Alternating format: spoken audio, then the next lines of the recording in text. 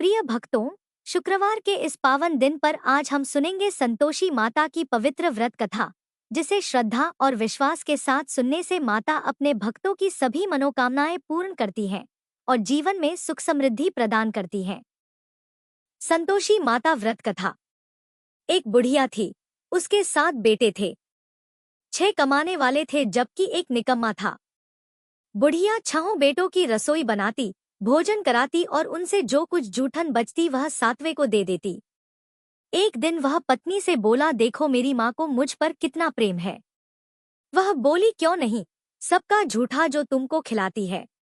वह बोला, ऐसा नहीं हो सकता है, मैं जब तक आंखों से न देख लूं मान नहीं सकता।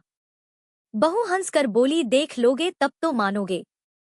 कुछ दिन बाद त्योहार आया। घर में 7 प्रकार के भोजन और चूरमे के लड्डू बने। वह जांचने को सिर दुखने का बहाना कर पतला वस्त्र सिर पर ओढ़े रसोई घर में सो गया। वह कपड़े में से सब देखता रहा।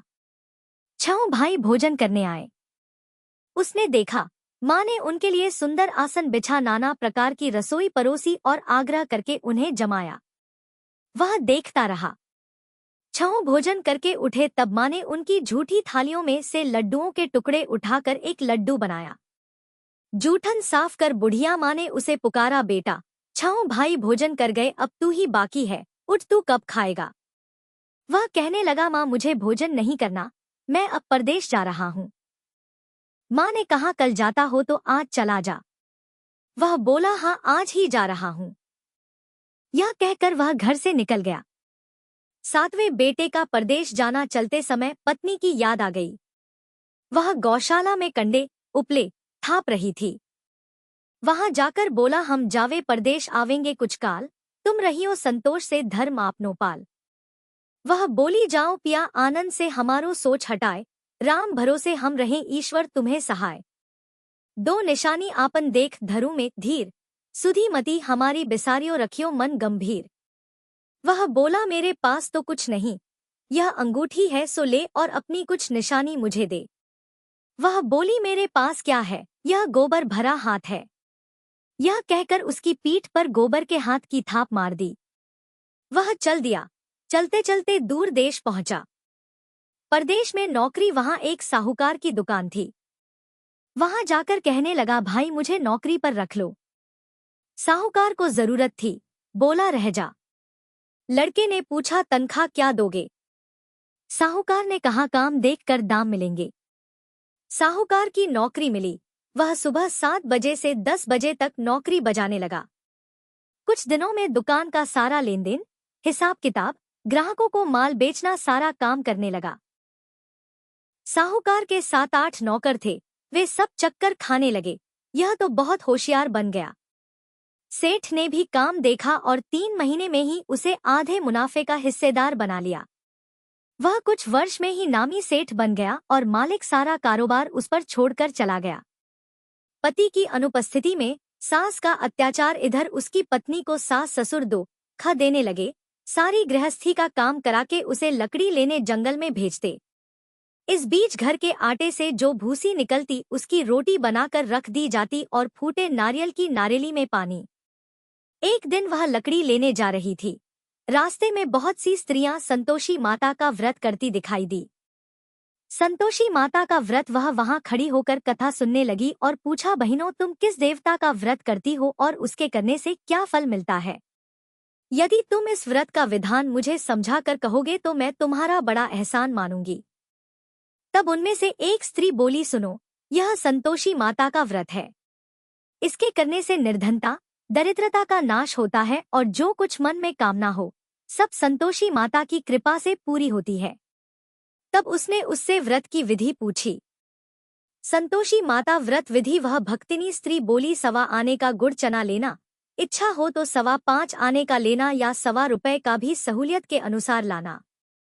बिना परेशानी और श्रद्धा व प्रेम से जितना भी बन पड़े सवाया लेना।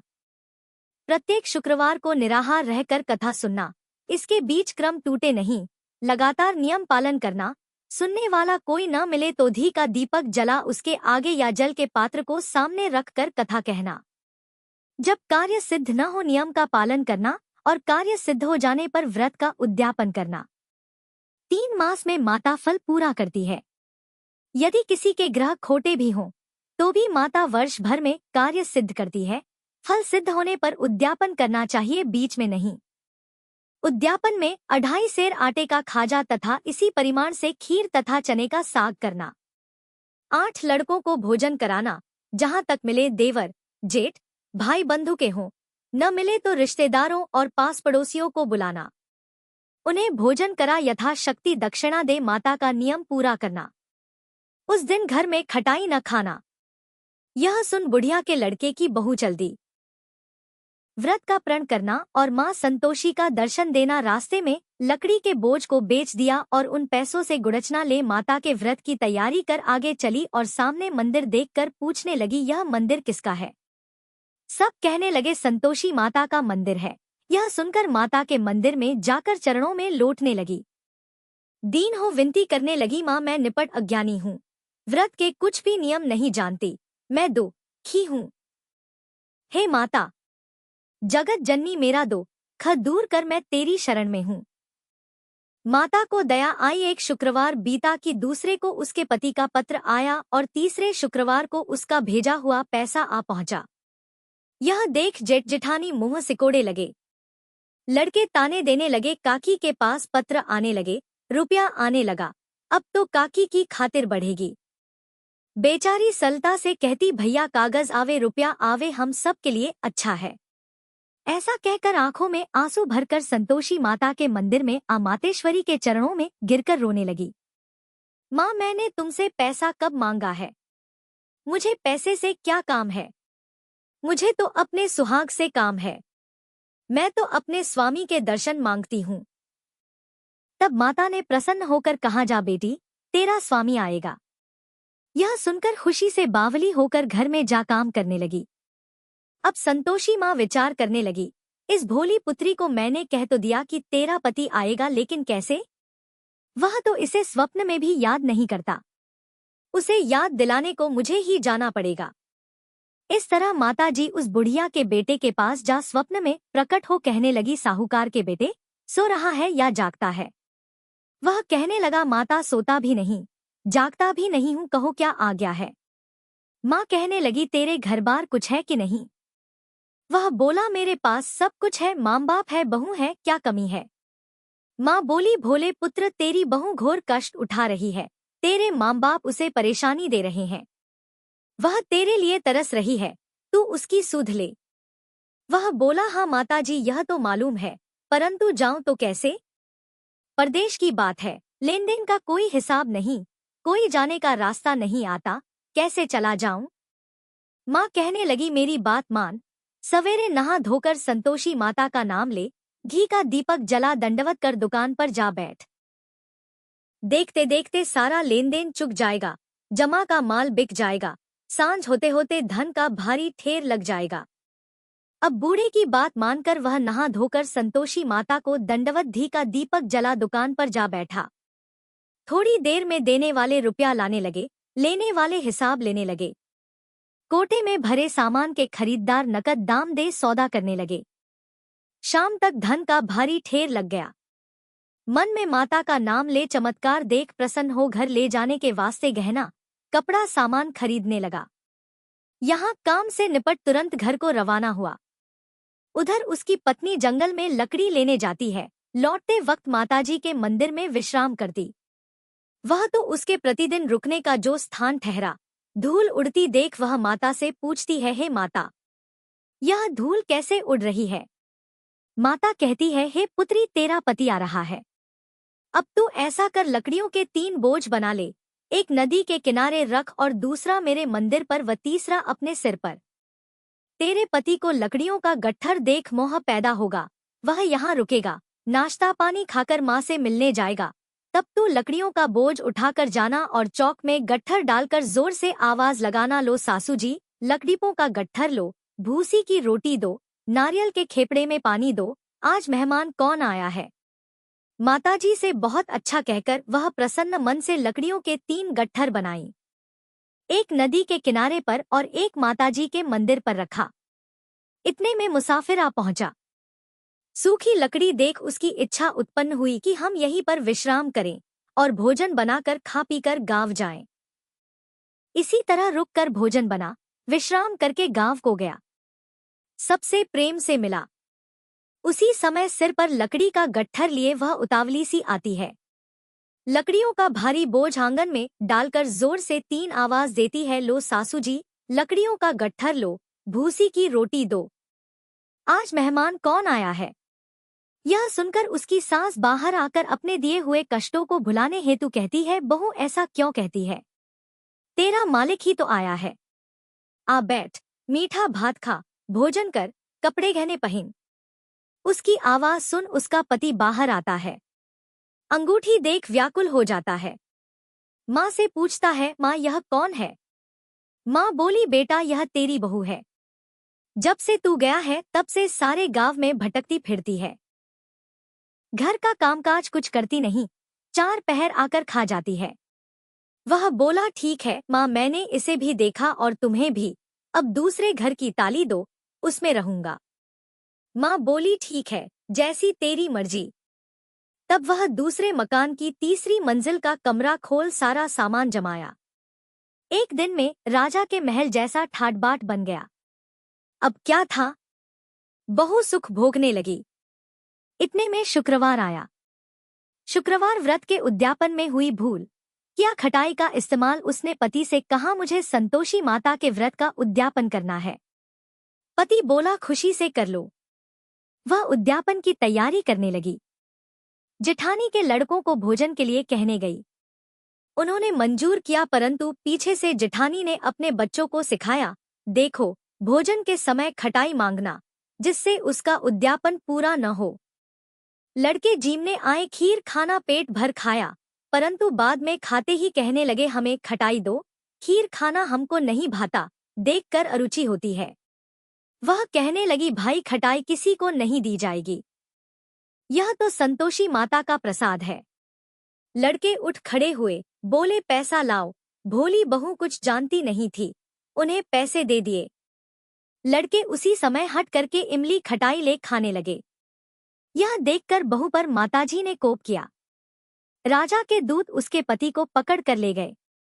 जेठ जेठानी मनमाने वचन कहने लगे, लूट लूट कर धन इकट्ठा कर लाया है, अब सब मालूम पड़ जाएगा जब जेल की मार खाएगा। बहू से यह सहन नहीं हुए। माँ संतोषी से मांगी माफी। रोती हुई माताजी के मंदिर गई, कहने लगी, है माता, तुमने क्या किया? हंसा कर अब भक्तों को रुलाने लगी। माता बोली, बेटी तूने उद्यापन करके मेरा व्रत भंग किया है। वह कहने लगी, माता मैंने कुछ अपराध किया है, मैंने तो भूल से लड़कों को पैसे दे दिए थे, मुझे क्षमा करो, मैं फिर तुम्हारा उद्यापन करूंगी। माँ बोली, अब भूल मत करना। वह कहती है, अब भूल नहीं होगी, अब बतलाओ वे कैसे आवेंगे। माँ बोली, जा पुत्री, तेरा पति तुझे रास्ते में आता मिलेगा। वह निकली, राह में पति आता मिला। वह पूछी, कहाँ गए थे? वह कहने लगा, इतना धन जो कमाया है उसका टैक्स राजा ने मांगा था, वह भरने गया था। वह प्रसन्न हो बोली, भला हुआ, अब घर को चलो। कुछ दिन बाद फिर शुक्रवार आया। फिर किया व्रत का उद्यापन। वह बोली, मुझे फिर माता का उद्यापन करना है। पति ने कहा, करो। बहू फिर जेठ के लड़कों को भोजन को कहने गई। जेठानी ने 1-2 बातें सुनाई और सब लड़कों को सिखाने लगी, तुम सब लोग पहले ही खटाई मांगना। लड़के भोजन से पहले कहने लगे, हमें खीर नहीं खानी, हमारा जी बिगड़ता है, कुछ खटाई खाने को दो। वह बोली, खटाई किसी को नहीं मिलेगी, आना हो तो आओ। वह ब्राह्मण के लड़के लाकर भोजन कराने लगी। यथाशक्ति दक्षिणा की जगह एक एक फल उन्हें दिया। संतोषी माता प्रसन्न हुई। संतोषी माता का फल माता की कृपा होते ही 9वें मास में उसके चंद्रमा के समान सुंदर पुत्र प्राप्त हुआ। पुत्र को पाकर प्रतिदिन माता जी के मंदिर को जाने लगी। माँ ने सोचा, यह रोज आती है, आज क्यों न इसके घर चलूं। यह विचार कर माता ने भयानक रूप बनाया, गुड़चने से सना मुख, ऊपर सूंड के समान होठ, उस पर मक्खियां भिन भिन कर रही थी। दहली पर पैर रखते ही उसकी सास चिल्लाई, देखो रे, कोई चुड़ैल डाकिन चली आ रही है, लड़कों इसे भगाओ, नहीं तो किसी को खा जाएगी। लड़के भगाने लगे, चिल्लाकर खिड़की बंद करने लगे। बहू रोशनदान में से देख रही थी। प्रसन्नता से पगली बन चिल्लाने लगी, आज मेरी माता जी मेरे घर आई है। वह बच्चे को दूध पीने से हटाती है। इतने में सास का क्रोध फट पड़ा। वह बोली, क्या उतावली हुई है? बच्चे को पटक दिया। इतने में माँ के प्रताप से लड़के ही लड़के नजर आने लगे। वह बोली, माँ मैं जिसका व्रत करती हूँ यह संतोषी माता है। सबने माता जी के चरण पकड़ लिए और विनती कर कहने लगे, हे माता, हम मूर्ख हैं, अज्ञानी हैं, तुम्हारे व्रत की विधि हम नहीं जानते। व्रत भंग कर हमने बड़ा अपराध किया है। जग माता आप हमारा अपराध क्षमा करो। इस प्रकार माता प्रसन्न हुई। बहू को प्रसन्न हो जैसा फल दिया वैसा माता सबको दे, जो पढ़े उसका मनोरथ पूर्ण हो। बोलो संतोषी माता की जय। अब सुनिए माँ लक्ष्मी जी को समर्पित वैभव लक्ष्मी व्रत कथा। एक बार एक बहुत बड़ा शहर था। इस शहर में लाखों लोग रहते थे। पहले के जमाने के लोग साथ साथ रहते थे और एक दूसरे के काम भी आते। लेकिन नए जमाने के लोगों का स्वरूप ही अलग सा है। सब अपने अपने कामों में लगे रहते हैं। किसी को किसी की कोई परवाह ही नहीं। घर के सदस्यों को भी एक दूसरे की परवाह नहीं होती है। भजन कीर्तन, भक्ति, भाव, दया, माया, परोपकार जैसे संस्कार कम हो गए हैं। शहर में बुराइयां बढ़ गई थी। शराब, जुआ, रेस, व्यभिचार, चोरी, डकैती आदि बहुत से अपराध शहर में होते रहते थे। कहावत है कि हजारों निराशा में एक अमर आशा छुपी हुई है। इस तरह इतनी सारी बुराइयों के बाद भी शहर में कुछ अच्छे लोग भी रहते थे। ऐसे अच्छे लोगों में शीला और उनके पति की गृहस्थी मानी जाती थी। शीला धार्मिक प्रकृति की और संतोषी महिला थी। उनका पति भी विवेकी और सुशील था।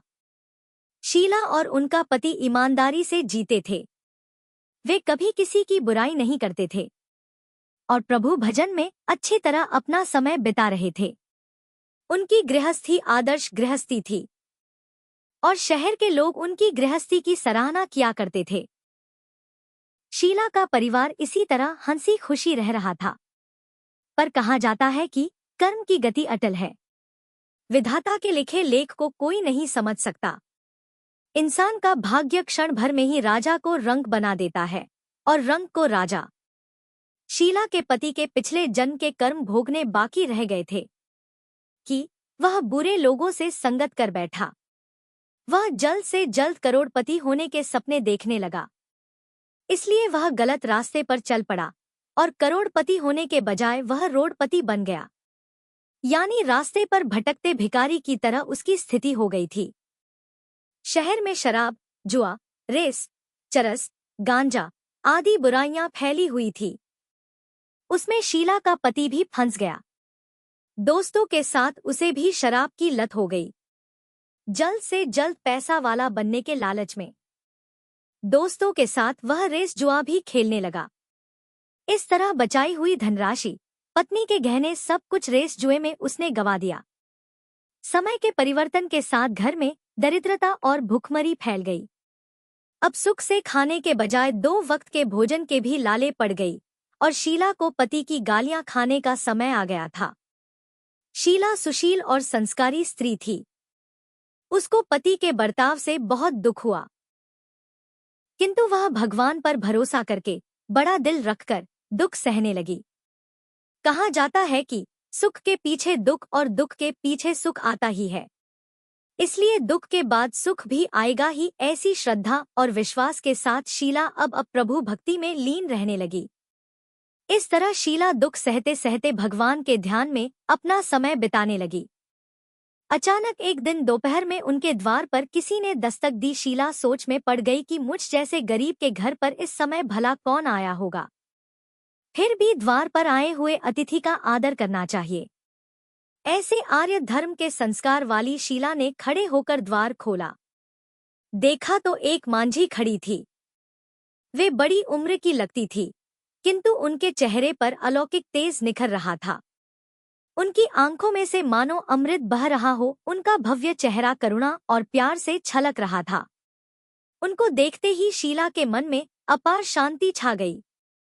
वैसे तो शीला इन मांझी को बिल्कुल भी पहचानती नहीं थी, फिर भी उनको देखकर शीला के मन में आनंद छा गया। शीला मांझी को आदर और सम्मान के साथ घर में लिवा लाई। घर में बिठाने के लिए कुछ भी नहीं था, इसलिए शीला ने सकुचा कर एक फटी हुई चादर पर उनको बिठाया।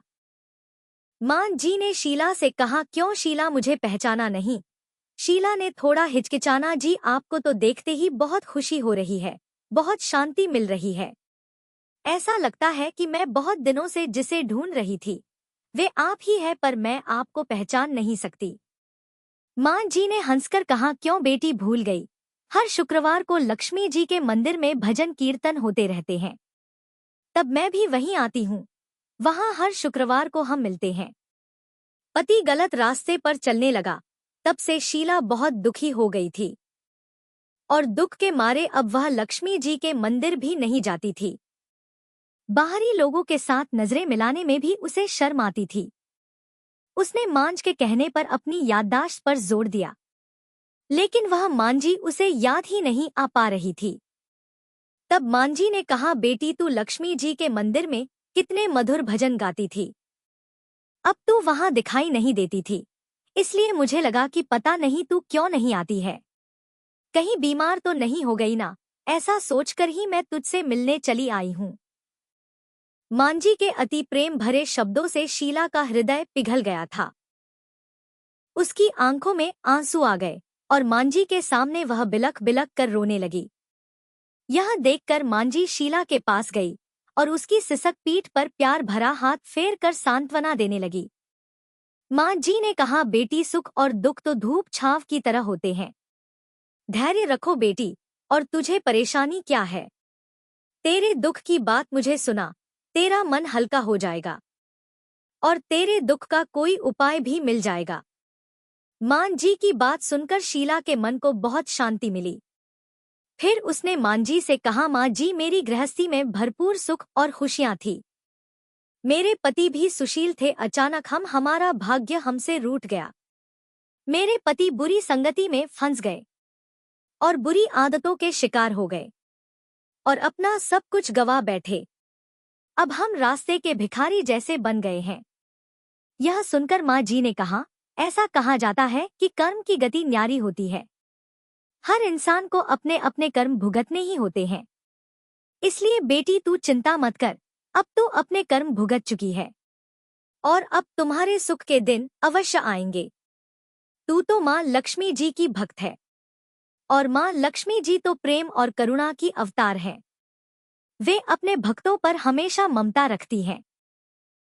इसलिए तू धैर्य रखकर मां लक्ष्मी जी का व्रत कर, इससे सब कुछ ठीक हो जाएगा।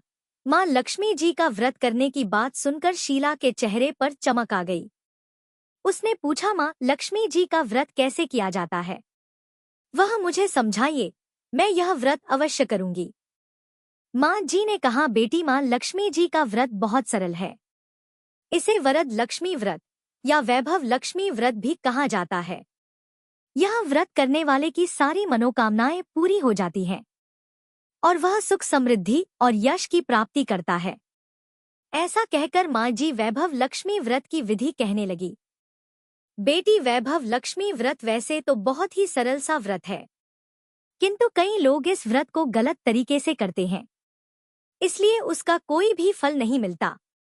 कई लोग कहते हैं कि सोने के गहने की हल्दी कुमकुम से पूजा करो, बस व्रत हो गया, लेकिन ऐसा नहीं है।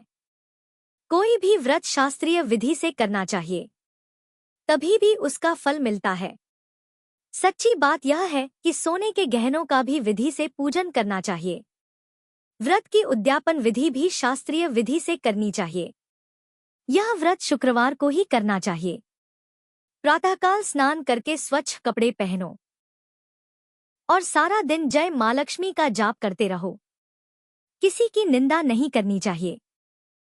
शाम को पूर्व दिशा में मुंह करके साफ आसन पर बैठ जाओ। सामने चौकी रखकर उस पर साफ कपड़ा बिछाओ और उसके ऊपर चावल का छोटा सा ढेर करो। उस ढेर पर पानी से भरा तांबे का कलश रखकर कलश पर एक कटोरी रखो। उस कटोरी में एक सोने का गहना रखो। सोने का ना हो तो चांदी का भी चलेगा। चांदी का ना हो तो नकद रुपया भी चलेगा। फिर घी का दीपक और धूप जलाकर रखो।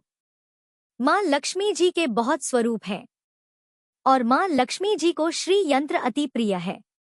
इसलिए वैभव लक्ष्मी व्रत में पूजन करते समय सबसे पहले श्री यंत्र और लक्ष्मी जी के विधि स्वरूपों का सच्चे मन से दर्शन करो।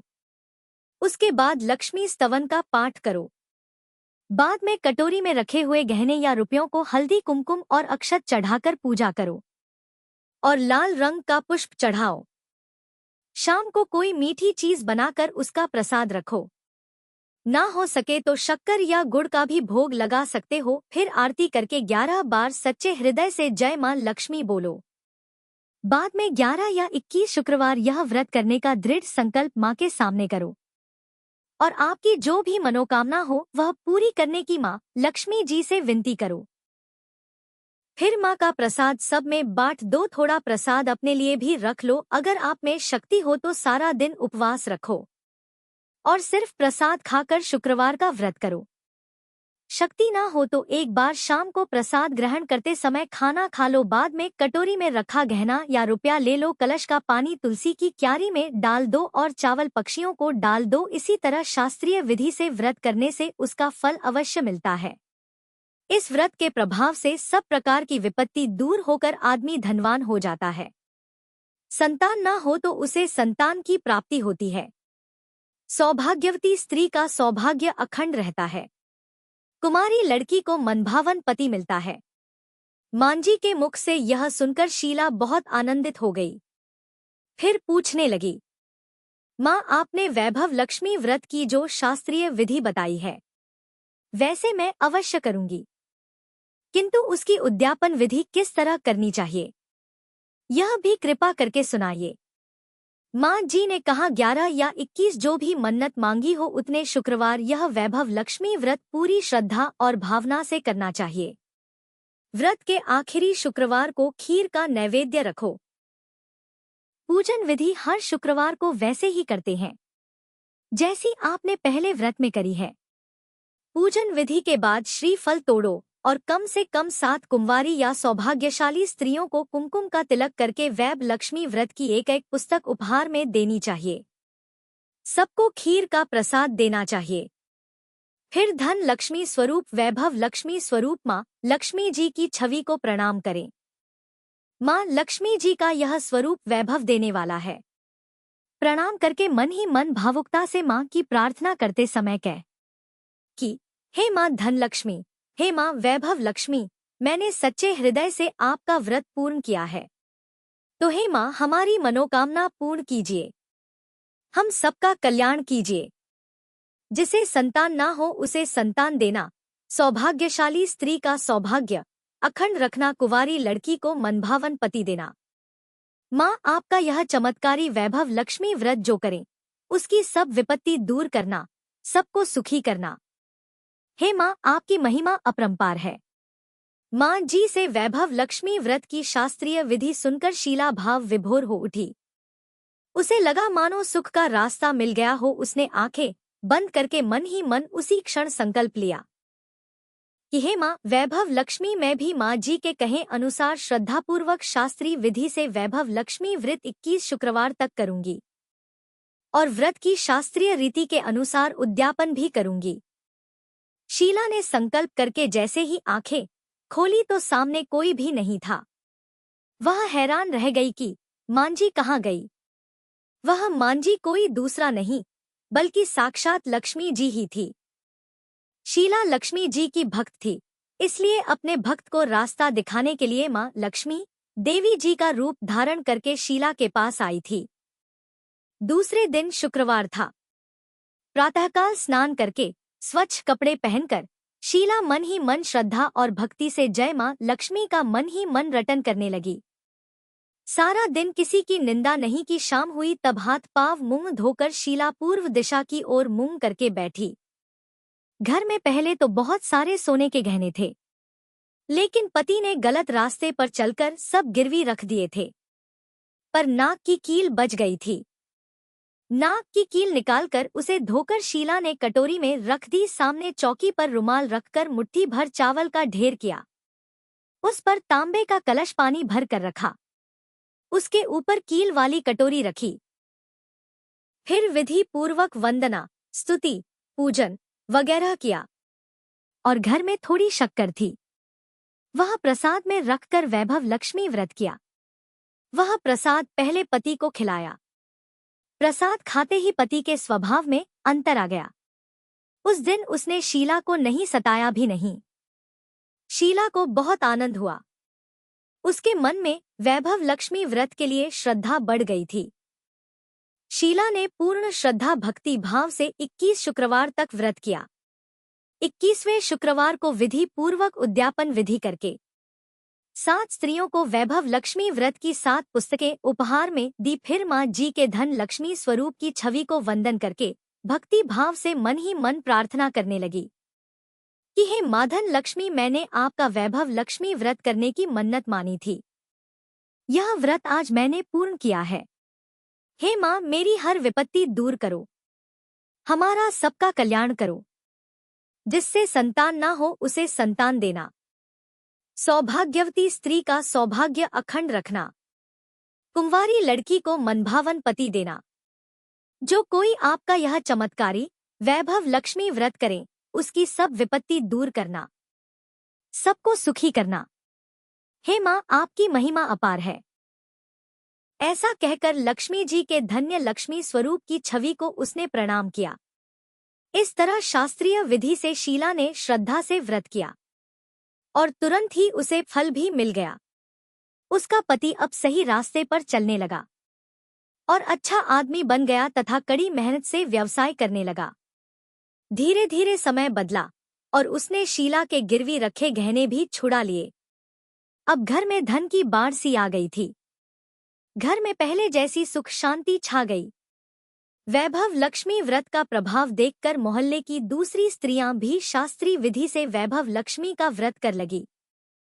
हे माँ धन लक्ष्मी, आप जैसे शीला पर प्रसन्न हुई, उसी तरह आपका व्रत करने वाले सब पर प्रसन्न होना, सबको सुख शांति देना।